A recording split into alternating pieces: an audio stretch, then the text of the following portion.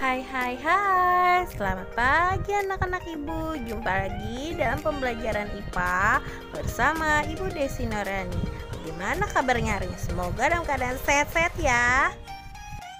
Sebelum memulai pelajaran hari ini, hendaknya anak-anak ibu berdoa menurut kepercayaan dan keyakinan kita masing-masing agar pembelajaran pada hari ini lebih bermakna dan bermanfaat ilmunya di kemudian hari. Berdoa dimulai, berdoa selesai. Mari kita simak materi hari ini. Siap untuk belajar kan? Oke, hari ini kita akan membahas tentang induksi elektromagnet, di mana sebuah magnet yang didekatkan ke dalam solenoid atau kumparan, kemudian kita masukkan inti besi atau magnet, ternyata dapat menggerakkan galvanometer atau alat untuk mengukurnya ya. Nah, apa sih itu induksi elektromagnetik? Nah, induksi elektromagnetik adalah gejala munculnya gegel induksi dan arus listrik induksi pada suatu penghantar akibat perubahan garis gaya magnet yang memotong kumparan. Oke, kemudian apa yang membuat jarum galvano menyimpang? Bagaimana hal itu dapat terjadi? Mari kita simak. Nah, ini ada sebuah magnet ya, dua buah magnet. Ternyata ketika terjadi arus listrik dialiri, maka jarum galvanometer itu akan menyimpang ke arah kiri atau kanan. Apa yang terjadi dengan jarum galvanometer saat penghantar digerakkan? Jadi ini digerakkan keluar masuk dalam sebuah magnet ya. Di antara kedua buah magnet tadi ada sebuah penghantar atau kawat yang berkena. Apa yang terjadi? Nah, penyimpangan jarum galvanometer dapat menjelaskan ada apa pada kedua ujung penghantar yang dihubungkan pada galvanometer. Apa yang terjadi saat penghantar digerakkan searah garis gaya magnet?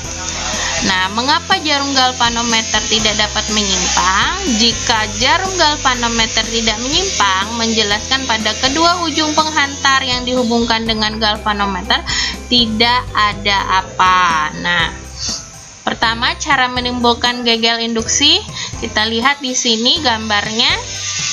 Pertama, yaitu ketika sebuah magnet ini menggerakkan magnet keluar masuk ke dalam kumparan, kemudian memutar magnet di depan kumparan. Nah, ini ada arus DC ketika terjadi memutus arus pada kumparan primer yang didekatkan terdapat kumparan sekunder. Jadi dapat menggerakkan galvanometer. Nah, kalau arus AC mengalirkan arus listrik bolak-balik pada kumparan primer yang di dekatnya terdapat kumparan sekunder. Kemudian arah arus listrik induksi. Nah, arah arus listrik induksi dapat ditentukan dengan hukum Lenz, yaitu arah arus induksi listrik induksi sedemikian rupa sehingga melawan perubahan medan magnet yang menimbulkan. Nah, akhirnya kan terjadi perubahan medan magnetnya. Kutub utara magnet bergerak mendekati kumparan ya. Ketika mendekati kumparan, maka akan terjadi perubahan, yaitu utara dan selatan, walaupun yang mendekatinya selatan utara. Oke, yang berikut arah arus listriknya dari positif menuju negatif ya, sehingga kaidah tangan kanan berguna ya. Jadi kalau dari positif negatif, yang pertama kali masuk mana? Oh, di sini yang pertama kali masuk arus listriknya, berarti di sini utara. Maka ini ibu jempol kamu di sini. Ini selatan. Kemudian kutub utara magnet bergerak menjauhi kumparan. Ketika menjauhi, maka akan terjadi selatan utara. Nah, arusnya akan mengalir dari positif ke negatif. Nah, kita lihat arah arusnya ya. Arah arus listrik induksi Kemudian faktor-faktor yang mempengaruhi besar gagal induksi ini nanti berpengaruh pada penerapan rumus sistematikanya. Jadi apa yang mempengaruhi besar gagal induksi?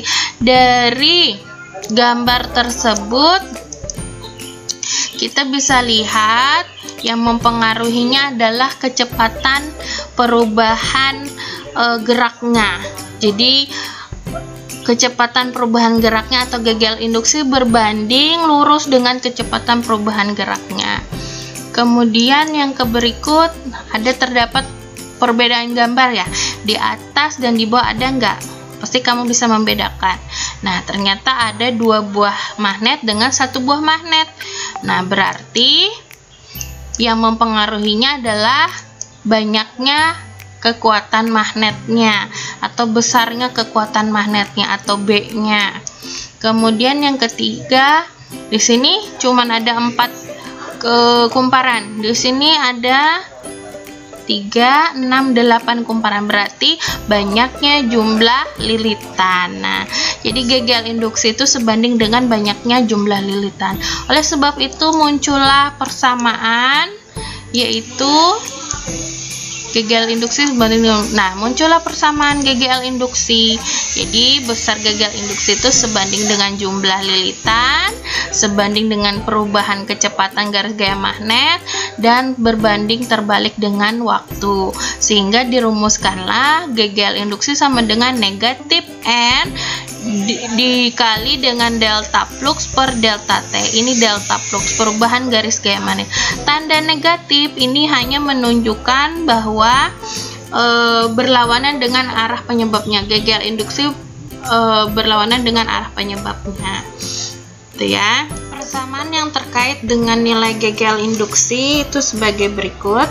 Persamaannya adalah sigma in.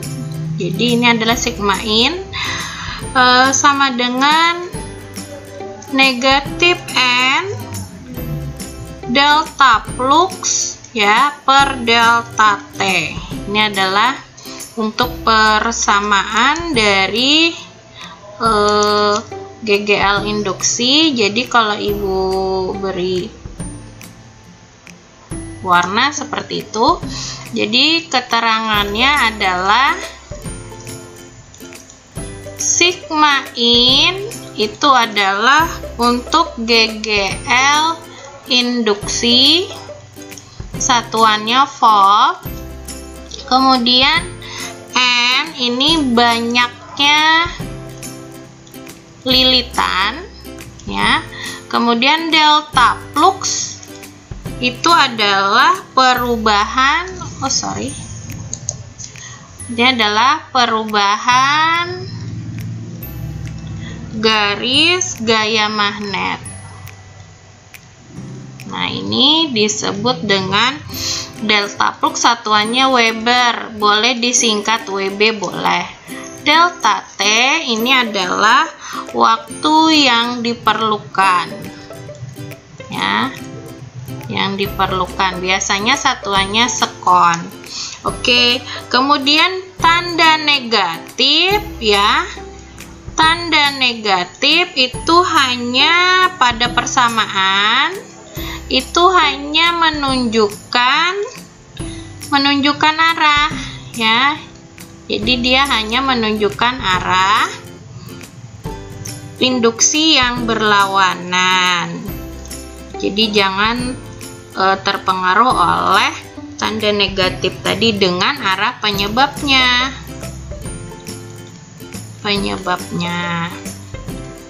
Oke, kemudian ada lagi untuk menghitung gagal induksi, rumusnya B L kali V ya. Kemudian ada lagi untuk mencari medan magnetnya, B sigma in dibagi L dikali V. Jadi kalau ibu rubah warnanya menjadi warna merah, nah ini yang kamu beri warna atau stabilo. Kemudian keterangannya adalah di sini untuk rumus yang Ibu tuliskan baru saja itu keterangannya. Ini tetap sigma in, ini untuk GGL induksi. Kemudian yang satuannya volt. Kemudian L ini panjang kawat penghantar. Jadi panjang kawat penghantar. Jadi satuannya harus dalam meter. Kemudian V ini kecepatan gerak penghantar. Jadi kecepatan gerak penghantar ini meter per sekon. Kemudian B ini adalah induksi magnetiknya. Magnetik satuannya Weber per meter persegi atau Tesla. Oke, sekarang kita lanjut. Alat yang mengubah energi gerak, energi kinetik, menjadi energi listrik. Energi geraknya itu ya berupa gerakan magnet di dalam kumparan tadi, atau boleh juga gerakan kumparan di dalam medan magnet. Generator ataupun dinamo nanti kita bagi dua jenis. Yang pertama ada namanya generator AC. AC ini bukan berarti AC air conditioner pendingin udara, tapi AC ini adalah kependekan dari alternating current. Oke, kalau bahasa fisikanya listrik arus bolak-balik. Fungsinya menghasilkan arus listrik bolak-balik. Nah, generator AC ini bentuknya, bentuk sederhananya terdiri dari 3 komponen utama. Yang pertama ada magnet di kiri sama kanan, berbeda kutub. Kalau di gambar ini yang kiri biru ini kutub utara, yang kanan kutub selatan. Terus di antara kedua magnet diletakkan kumparan. Nah, kumparannya bergerak dalam medan magnetnya, berputar. Terus kemudian ada cincin ganda, ada sepasang cincin yang kemudian dihubungkan dengan kawat penghantar listrik. Nah, disebut arus bolak-balik karena listrik yang dihasilkan dari generator tipe ini itu bolak-balik. Oke, coba perhatikan cahaya warna putihnya. Nah, awalnya dari merah, lalu kemudian ke kabel biru. Terus kemudian berikutnya berbalik dari biru ke kabel merah. Oke, begitu seterusnya, bolak-balik. Dari cincin pertama ke cincin kedua, terus dari cincin kedua balik lagi ke cincin pertama.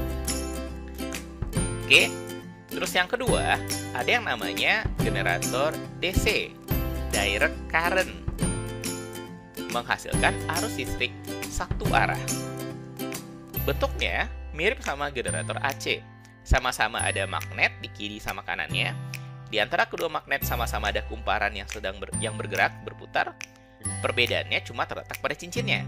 Kalau generator AC, cincinnya ada 2, sementara generator DC, cincinnya cuma ada 1. Dan cincinnya itu berbelah, ada belahnya. Dan ini kita sebut sebagai komutator. Nah, arus yang dihasilkannya mengalir pada arah yang sama, nggak bolak-balik seperti yang generator AC tadi.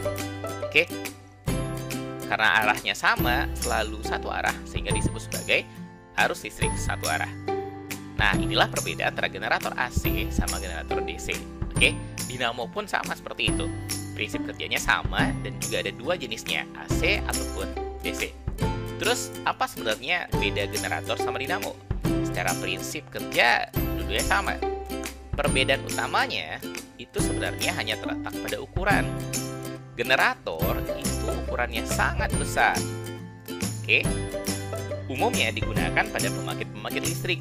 Ini contohnya, ini ada banyak generatornya. Jadi yang ini tuh kita sebut generator, ada 1, 2, 3, 4, 5, 6, 7, 8 di gambar ini. Oke, ukurannya sangat besar. Atau yang paling kecilnya itu genset. Dalam sehari-hari kita nyebutnya genset. Generator kecil yang biasa digunakan untuk menyalakan listrik di rumah. Sementara dinamo itu ukurannya kecil. Ini contohnya, ini dinamo yang digunakan untuk menyalakan lampu pada sepeda.